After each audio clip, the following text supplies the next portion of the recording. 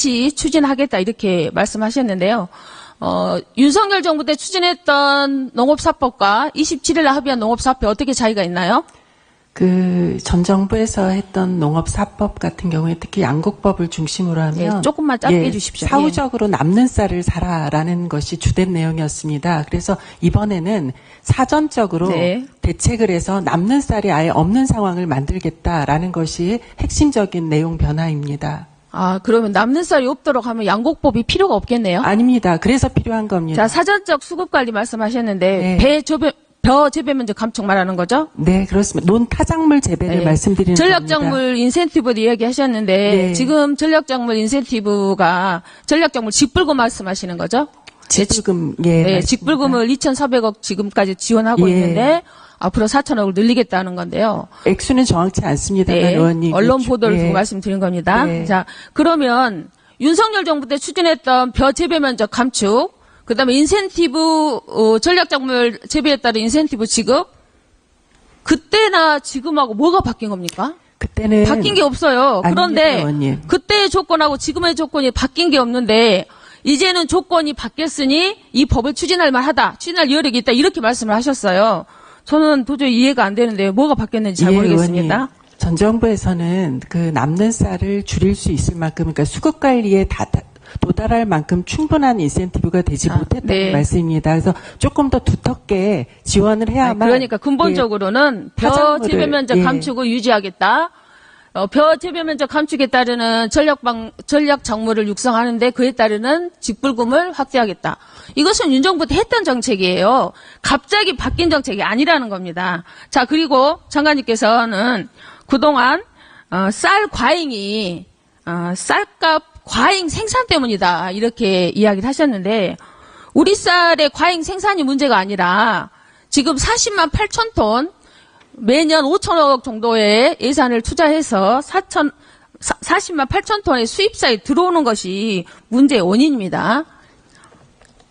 그런데 지금 윤 정부에서 8만 헥타를 감축하겠다고 했습니다. 그런데 그 8만 헥타 감축량은 41만 톤 정도 됩니다. 그러면 수입쌀 40만 8천 톤과 딱 맞아떨어지는 거예요. 결국은 수입쌀을 지키기 위해서 우리 쌀 생산을 줄이겠다. 이렇게 생각될 수밖에 없고 결국은 농민들에게는 경작권을 침해하고 식량 안보와 식량 위기를 저장하는 그리고 쌀 감산 정책이라밖에 볼 수가 없습니다. 그래서 농민들이 그동안 이것이 윤석열 정부의 내란 농정이다, 이 대표 정책이다 이렇게 이야기를 했습니다. 그런데 여전히 그 정책을 그대로 하겠다는 겁니다.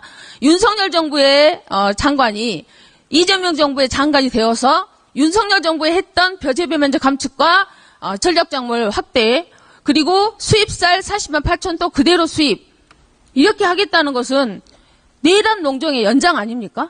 의원님, 그것은 이렇게 생각해 주시면 될 것 같습니다. 이전 정부에서 전략작물 직급으로 할 수 있었던 규모와 작물의 한정성이 있었습니다. 그러니까 농가들 입장에서는 쌀을 재배하는 것보다 다른 작물로 넘어가는 게 쉽지 않은 여건이었거든요. 장관님, 예. 지금 문재인 정부나 윤석열 정부 때 식량 자급률을 정부에서 목표로 똑같습니다. 식량 자급률 목표를 98%로 하겠다 했습니다. 그러나 지금 최근 5년 평균은 94%에 불과합니다. 벼 재배 면적도 그동안 해마다 줄여와가지고 지금 69만 헥타 정도 됩니다. 감사원에서도 69만 헥타는 유지해야 된다고 그렇게 말했습니다. 그런데 지금 8만 헥타를 줄이겠다는 것은 전체 면적이 11%를 줄이는 거죠.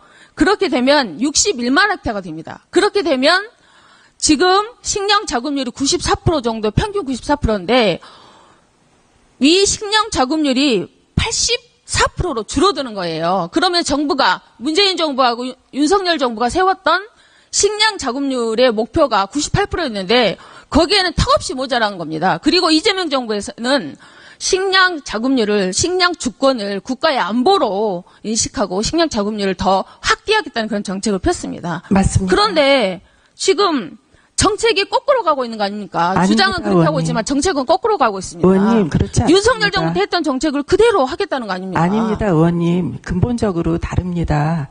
그러니까 다르다는 것에 도저히 납득이 안 간다는 아니요, 거예요. 의원님. 어떤 것이 다르죠? 그러니까 의원님. 지금 추진하고 있는 정책하고 지금 앞으로 하겠다는 정책이 무슨 차이가 있냐는 말이에요. 그러니까 우리 식량이 쌀만 있는 게 아니잖아요, 의원님. 그러니까 지금 우리가 식량 자급률을 높이기 위해서는 다른 수입하는 다른 식량 작물을 우리가 재배하고 제가 시간이 쌀은 없습니다. 남는 시간이 쌀을 드리는 없기 게 맞지 때문에. 않겠습니까? 자, 지금 추진하고 있는 것은 결국은 벼 감산 정책을 통해서 식량 자급률을 위협하고 식량 위기 시기에 식량을 오히려 더 축소하는 방향으로 되어 있습니다.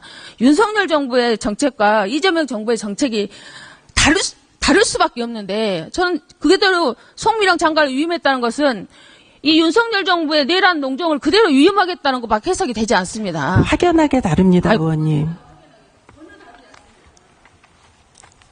예, 1분만 더 주세요. 예, 그리고 지금 이재명 대통령께서도 후보 시절에 쌀 의무 수입 물량을 감축하겠다고 얘기했습니다.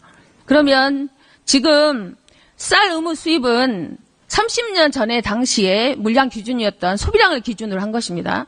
지금 최근 3년 소비량을 기준으로 계산해보면 약 47% 정도가 줄었습니다. 그래서 이 기준으로 계산해보면 약 19만 톤 정도를 줄일 수가 있습니다. 이렇게 줄이려면 대통령이 약속했고 정부에서 이것을 줄이려면 쌀 재협상을 해야 되고 그렇게 하려면 시급하게 이것을 대응하기 위한 TF를 구성해야 된다 봅니다. 이 관련해서 혹시 대응 관련한 TF 등을 포함해서 준비를 하고 있습니까? 공약사항에도 있는 사항이기 때문에 저희가 신중하게 검토하고 있습니다, 의원님. 네, 제가 계속 말씀드렸는데 결국은 지금 민주정부의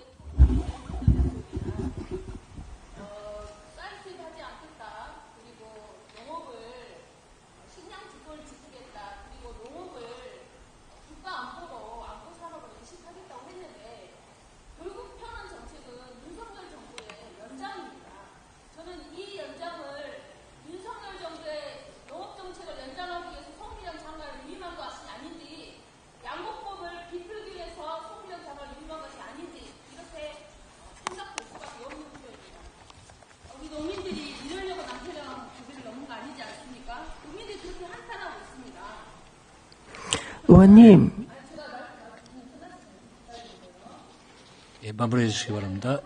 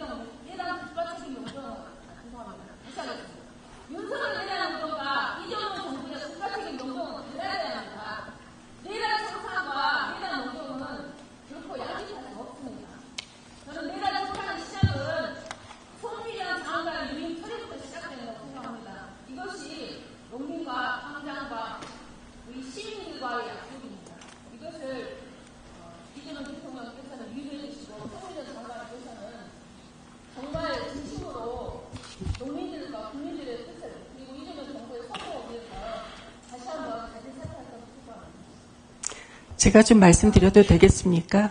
예. 위원장님 허락해 주시면 네네, 잠깐 말씀드리겠습니다. 예, 의원님 질타에 대해서 겸허하게 말씀 듣도록 하겠고요. 다만 사실과 다른 부분에 대해서는 좀 저도 이야기를 해야 될 것 같습니다.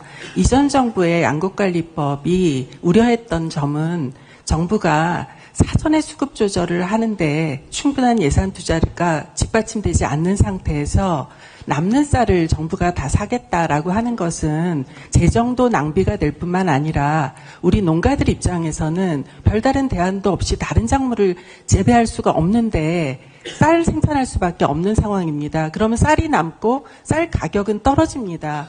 쌀 가격도 떨어지고 국가의 재정 부담도 크게 되는 그런 법을 농식품부 장관이 찬성할 수는 없지 않습니까? 그 부분에 대해서 말씀을 드렸던 거고 지금 우리 정부에서는 사전의 수급 조절에 대해서 뜻을 같이 하기 때문에 지금은 이제 양국관리법을 할 수 있는 여건이 되었다라는 말씀을 드리는 것입니다. 예, 요약해 이렇게 주십시오. 되면 예. 식량안보도 오히려 강화할 수 있다라는 점을 감안해 주시기 부탁드리겠습니다. 예. 최선을 다하겠습니다. 예, 잘 알겠습니다. 예, 의원님 고생했습니다. 예.